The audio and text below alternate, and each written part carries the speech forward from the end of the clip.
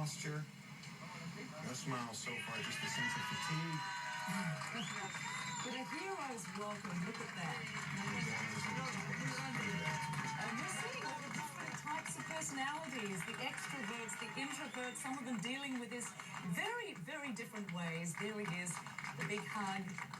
It's just fantastic to see these families reunited after 2 months apart. They have watched and waited for their loved ones to come to the surface, and here we are now, all witnessing this right across the globe.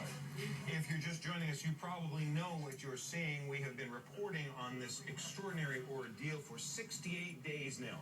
Miners trapped underground in a remote corner of Chile longer than any men who have been through this kind of calamity and survived are now being brought up one at a time. You're looking at the fourth of the miners now breathing fresh air and seeing his loved ones for the first time in more than 2 months. That's the president of Chile, who's made this very much a personal campaign. He's been involved in a very personal way, putting his own popularity on the line to draw his whole nation into this rescue effort.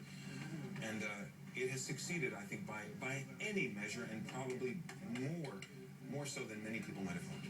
And of course, what happens now, as we see, he is wearing these glasses that they all will need to wear when they come to the surface to protect their eyes, having been underground for 68 days. They have to be very careful about that. They're going to be scrutinized. Medical checks will take place. They will have to go to a hospital for a minimum of 2 days to be checked out to make sure all their vital signs pan out the way they should at this point. Of course, it's the first time so many have stayed underground for this length of time. So these men are really, in essence, a study for a lot of scientists and a lot of people with medical backgrounds. On a much more superficial level, you might notice that he looks pretty good. He looks pretty clean. In fact, they all have.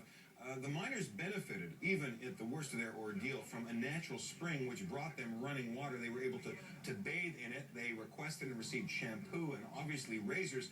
These men are coming up looking remarkably well, considering everything that they have been through.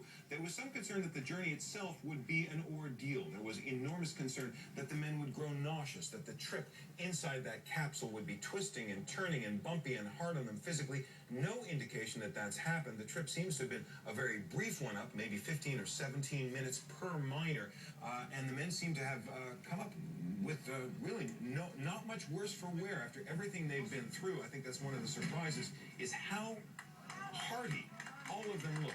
Tough Chilean miners, or in this case, a tough young Bolivian, emerging now, going to be studied and poked by medical